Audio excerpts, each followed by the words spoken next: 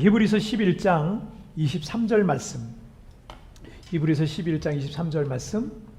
자, 다 같이 우리 한 목소리로 합독하시겠습니다. 시작. 믿음으로 모세가 낳았을 때 그 부모가 아름다운 아이임을 보고 석 달 동안 숨겨 왕의 명령을 무서워하지 아니하였으며. 아멘. 그 난세에 영웅 난다라는 그 말과 같이 역사를 통해서 살펴볼 때 어떤 민족과 국가의 난세에는 반드시 영웅이 등장했어요. 그리고 그 난세의 영웅은 환난 중에 있는 그 민족과 그 나라와 백성을 구원하곤 했습니다. 성경의 역사 속에도 난세에는 언제나 하나님께서 예비하신 하나님의 사람들, 믿음의 영웅들이 등장했었습니다.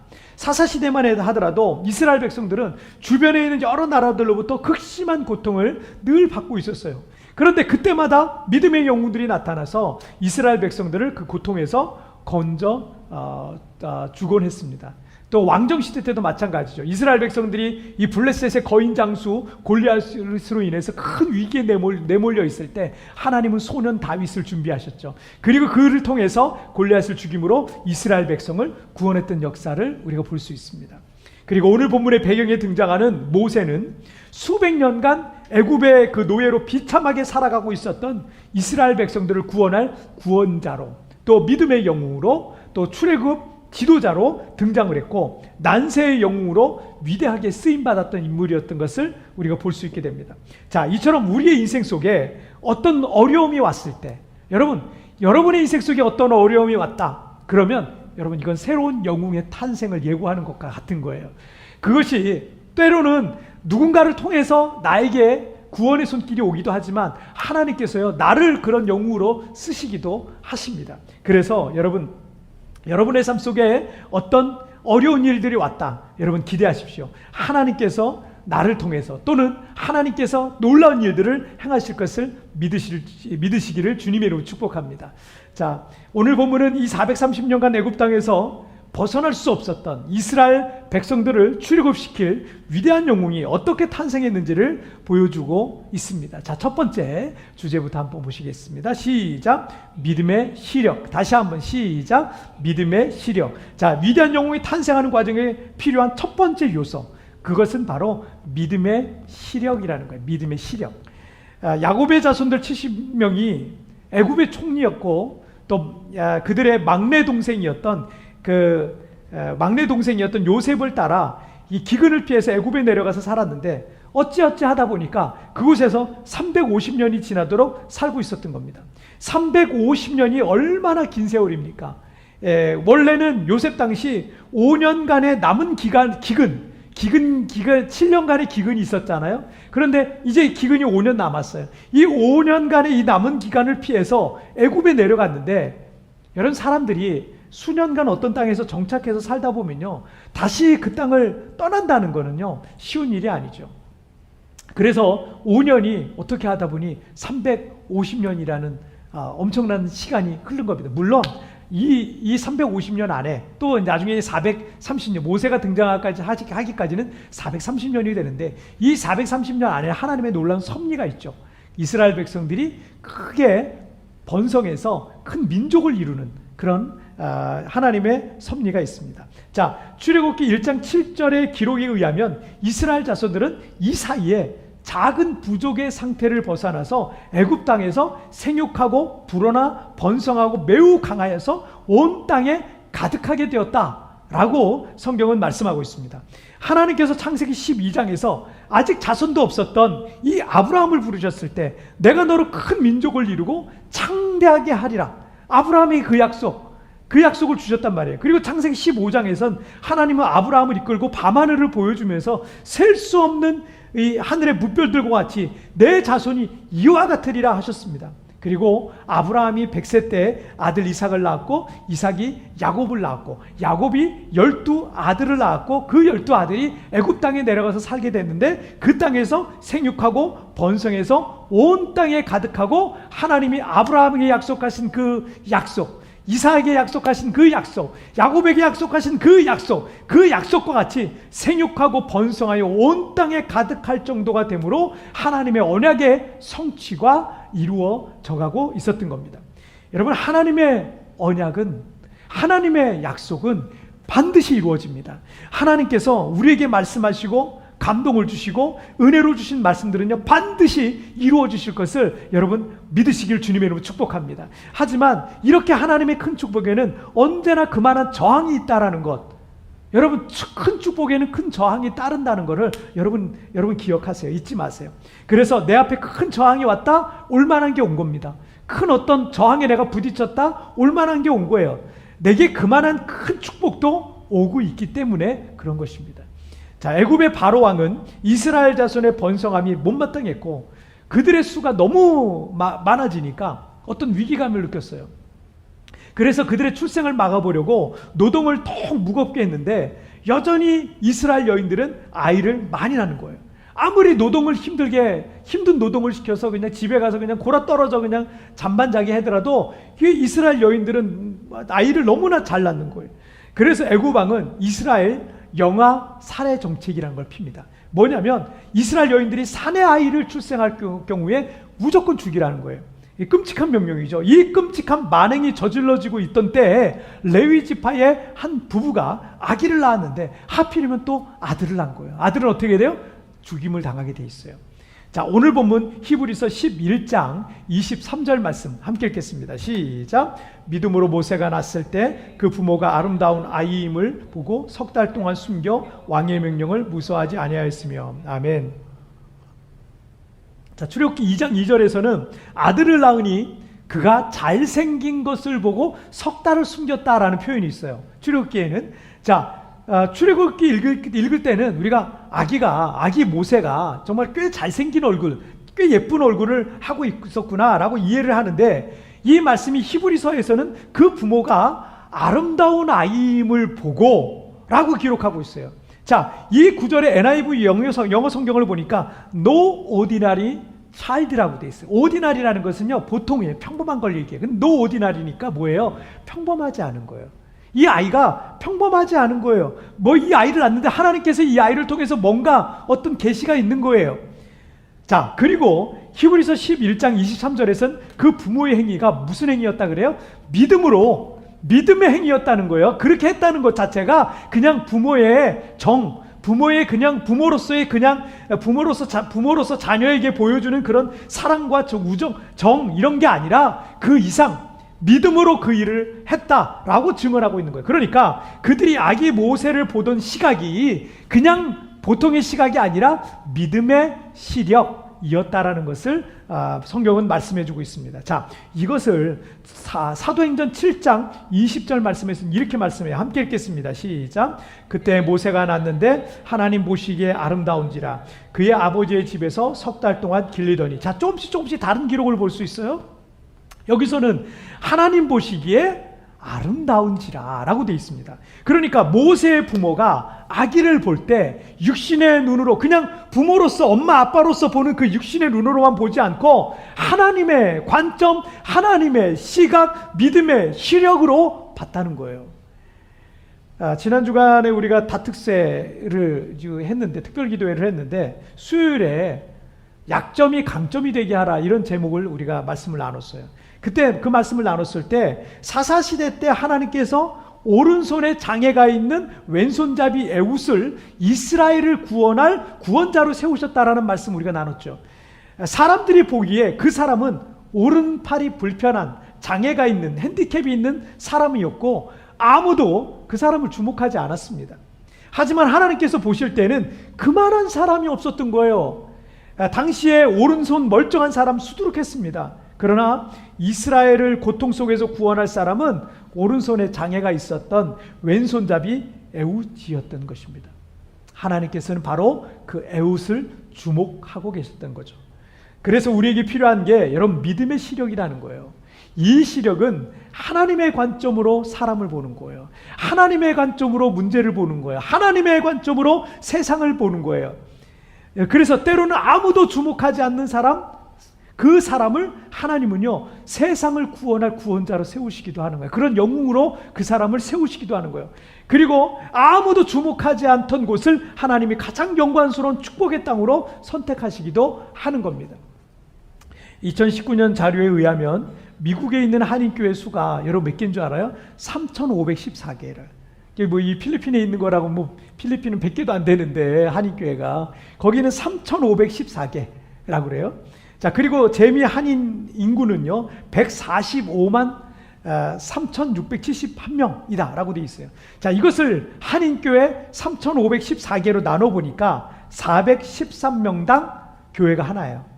그러니까 교회가 한인들이 다 나가서 교회가 꽉 차잖아요. 그러면 413명이 거기에 차는 거죠. 평균적으로 그렇다는 거예요. 자, 그래서 미국은 교회를 중심으로 한인 사회가 구성되어 있다라고 말해도 과언이 아닐 정도라 그래요.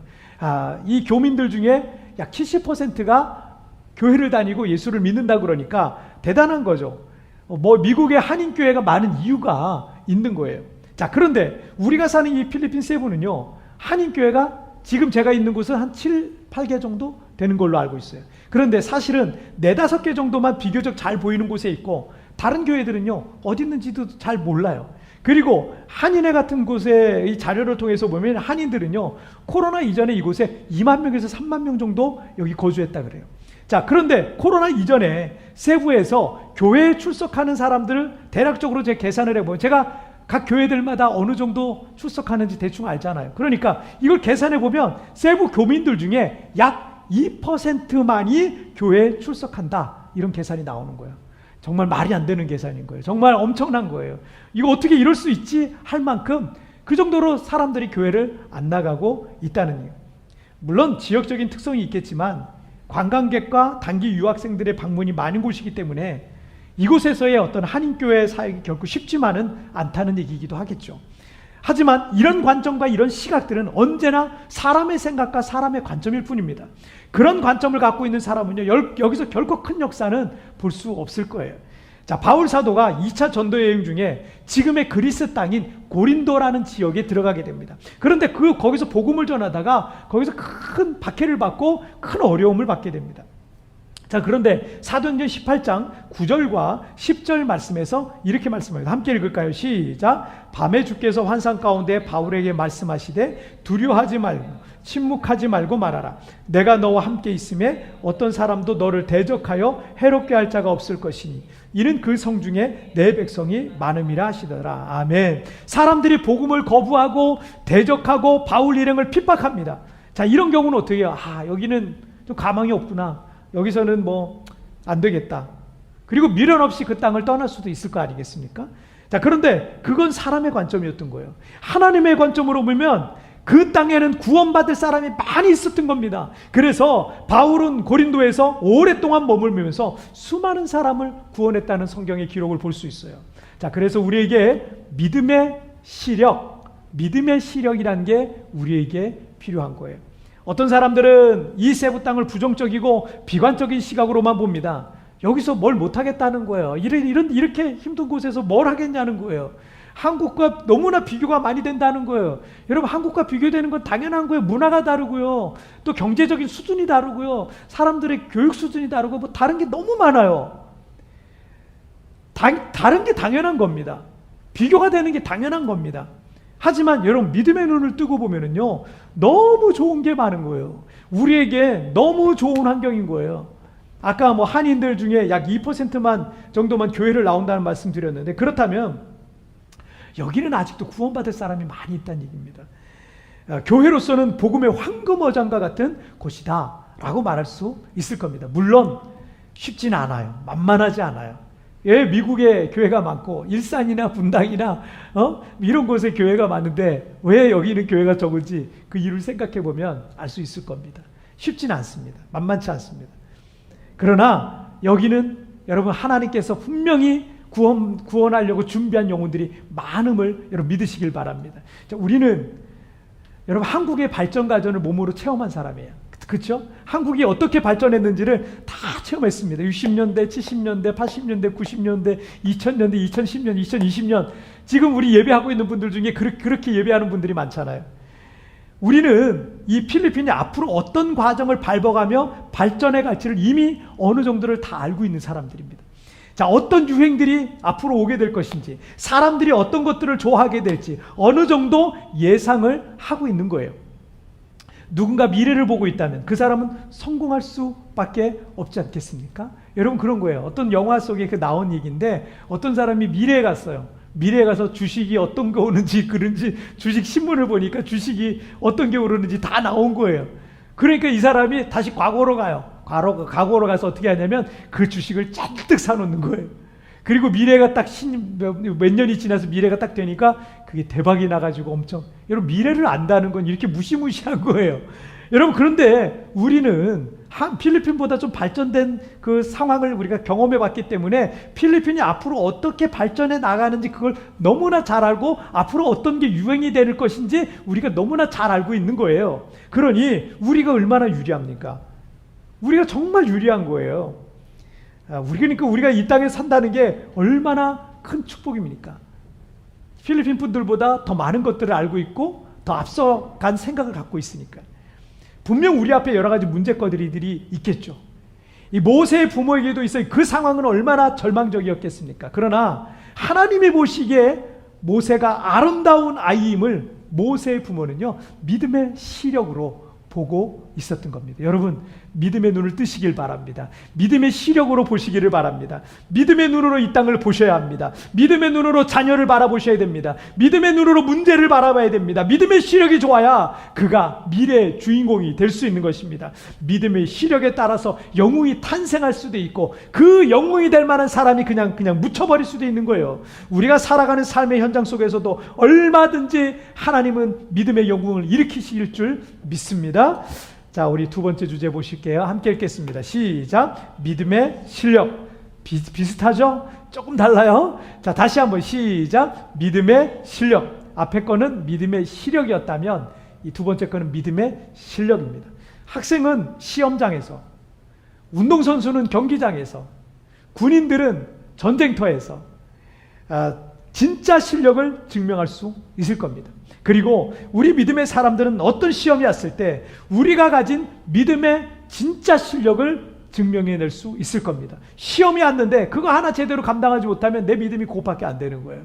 그런데 그런 시험이 왔을 때 이 시험을 감당할 수 있다? 내 믿음이 그 시험을 넘어갈 수 있을 만한 그런 큰 믿음이 되어 있는 거죠. 자, 오늘 히브리서 11장 23절 다시 한번 읽어볼까요? 시작. 믿음으로 모세가 낳았을 때 그 부모가 아름다운 아이임을 보고 석 달 동안 숨겨 왕의 명령을 무서워하지 아니하였습니다. 자, 이 구절에서 세 개의 단어에 저는 주목을 하게 됐어요. 첫째는 뭐예요? 보다 라는 단어고요. 두 번째는 뭐예요? 숨기다. 셋째는 무서워하지 않다 라는 단어입니다.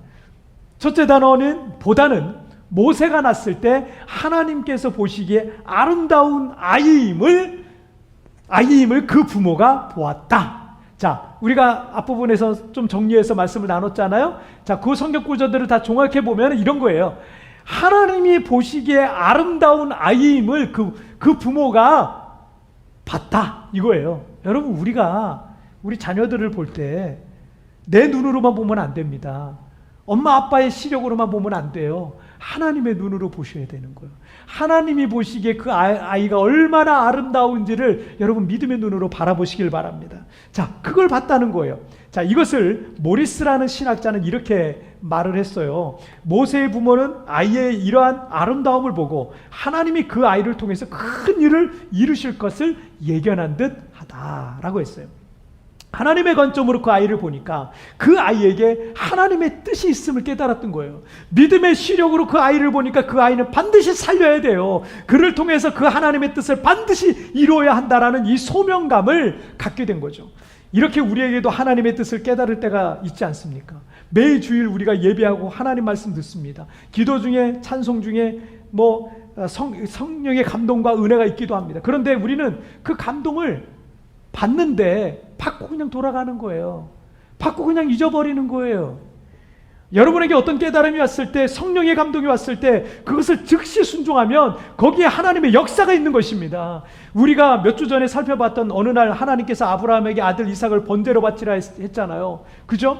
그런데 아브라함은 그 다음날 일찍 바로 실행에 옮겼던 모습을 우리가 함께 나누지 않았습니까? 그 아브라함의 믿음은 수천 년이 지난 오늘에 이르기까지 우리에게 죽은 자를 다시 살리시는 부활의 믿음을 우리에게 도전하고 증거하고 있지 않습니까? 모세의 부모는 그 아이를 향한 하나님의 뜻이 있음을 깨닫게 되면서 애굽 왕의 명령을 무서워하지 않고 그 아이를 석 달을 숨겼다라는 거예요. 어떤 부모든 모세의 부모와 같이 했을 텐데 그것이 뭐 그리 대단한 일인가 라고 생각하는 분들도 계실 겁니다. 그런데 이 구절이 우리에게 강조하고 싶은 게 있습니다. 그게 뭐냐면 하나님의 뜻과 애굽 왕의 명령, 이 두 가지를 대조하고 있는 거예요. 애굽 왕의 명령은 복종하지 않을 수가 없는 공포스러운 죽느냐 사느냐 하는 그런 명령이었어요. 하지만 하나님의 뜻은 그냥 없었던 일이라고 생각하고 슬쩍 넘어가도 아무 일 없을 것 같다고 생각하는 분들이 있을 수도 있어요. 막 그런 분들이 종종 있잖아요. 자, 여기서 믿음의 실력이라는 게 나오는 거예요. 여기서 믿음의 실력이 나오는 거예요. 히브리서 11장 1절에서 믿음은 바라는 것들의 실상이요 보지 못하는 것들의 증거다라고 말씀하셨잖아요. 보이지 않는 것을 보는 것처럼 믿는 게 진짜 믿음이다 라고 하셨어요. 하나님이 우리의 육신의 눈으로 보이지 않지만 그가 계신 것과 그가 자기를 찾는 자들에게 상 주시는 분이심을 믿는 것, 이게 믿음이다 라고 말씀하셨어요. 천국에 우리 육신의 눈으로 보이지 않지만 이 세상이 전부인 것처럼 살지 않고 이 세상에 연연해하지 아니하고 늘 천국 바라보며 천국을 사모하며 살아가는 것, 천국이 안 보여도 그렇게 사는 것, 이게 믿음이다 라고 말씀하셨어요. 지금 우리가 히브리서 11장을 통해서 그 말씀 나누고 있는 거예요. 최근에 엄마 따라서 교회에 출석하기 시작한 우리 어린이가 있어요. 이 어린이 부서에서 식사 시간에 꼭 하나님께 감사 기도 드리고 식사해야 된다 이렇게 이제 배운 거예요. 예배 드리고 이제 주일날 이제 집에 가면서 이제 점심을 같이 먹는데 기도를 하겠다는 거예요. 얘가 기도를 하겠다는 거예요. 그런데 이렇게 기도를 합니다. 하나님 안녕하세요. 감사합니다. 잘 먹겠습니다. 아멘 이러더래요. 얼마나 예쁩니까? 또 우리 집사님 가정에 기도가 필요하다라는 생각이 들어서 우리 집사님이 기도 제목을 말씀하시더라고요. 그래서 제가 우리 집사님께 집사님 우리 매일 아이들과 함께 가정예배 좀 드려보세요. 가정예배. 이제 집사님과의 어떤 상담 중에 마음에 감동이 있었어요. 가정예배를 드리면 뭔가 역사가 일어나겠다 이런 감동이 있었던 거예요. 그래서 집사님 우리 아이들과 함께 가정예배를 매일 한번 드려보세요. 우리 집사님이 매일 아침마다 그래서 아이들과 함께 가정예배를 지금 3주째 지금 드리고 있다 그래요. 우리 집사님이 처음엔 목사님이 말씀하셨으니까 하긴 해야 되겠는데 어떻게 이거 매일 해야 되나 이런 사실 그런 걱정도 살짝 들었다고 합니다. 그렇잖아요. 그 매일 한다는 게 보통 일이 아닌 거예요. 그 꼬맹이들 데리고 그 매일 가정 예배 드린다는 게 보통 일이 아닌 거예요.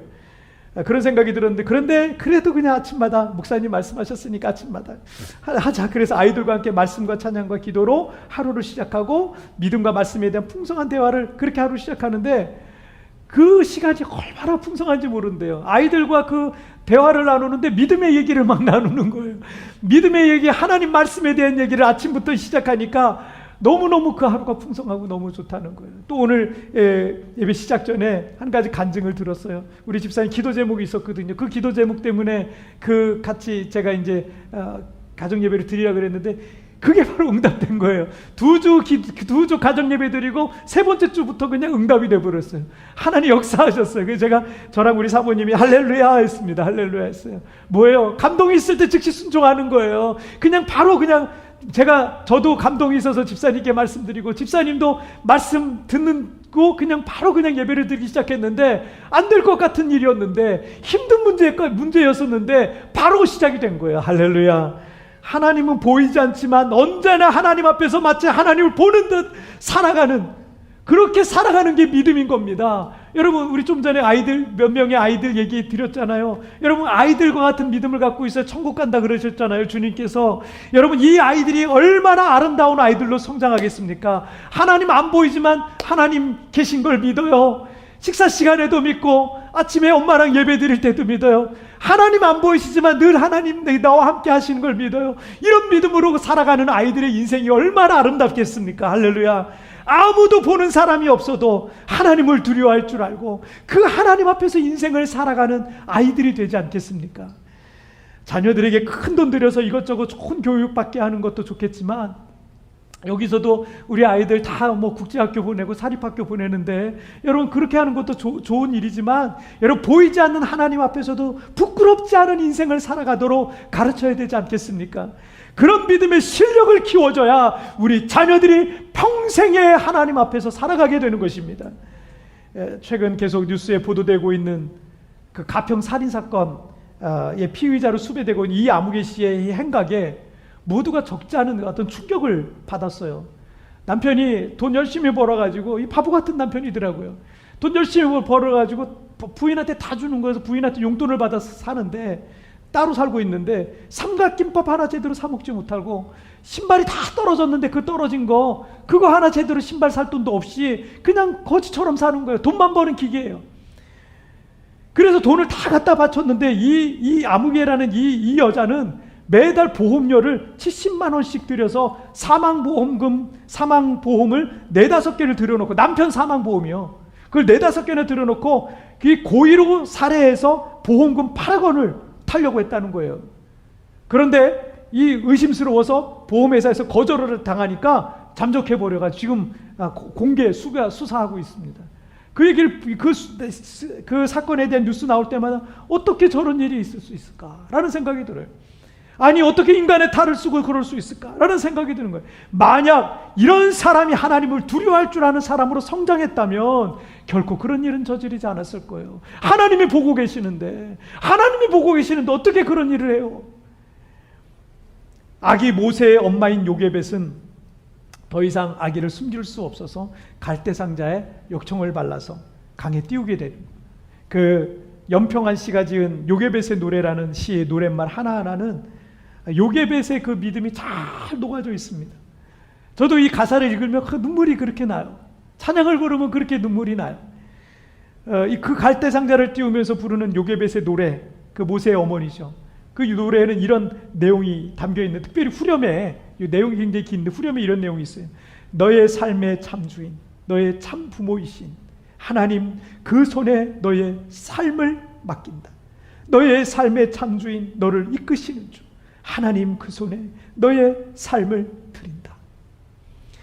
우리의 눈에 하나님이 보이지 않아도 그 하나님께서 내 삶의 주인으로 내 인생을 이끌어 가시는 것을 믿는 것이 진짜 믿음의 실력인 것입니다. 이런 믿음의 시력과 믿음의 실력이 모세라는 위대한 믿음의 영웅을 탄생시켰던 것입니다. 여러분, 우리에게도 그런 믿음의 시력과 믿음의 실력이 있어야 되고, 또 우리가 자녀를 양육할 때에도 믿음의 시력과 믿음의 실력으로서 양육할 때 그 자녀들이 오늘 이 시대를 살아가는 또 다른 모세로 세워지게 될 줄 믿습니다. 자, 오늘 말씀 정리해 보겠습니다. 2가지 말씀 함께 읽겠습니다. 시작. 믿음의 시력, 믿음의 실력. 자, 오늘은 한 주 내내 기억할 수 있을 것 같아요. 이 주제를 믿음의 시력과 믿음의 실력.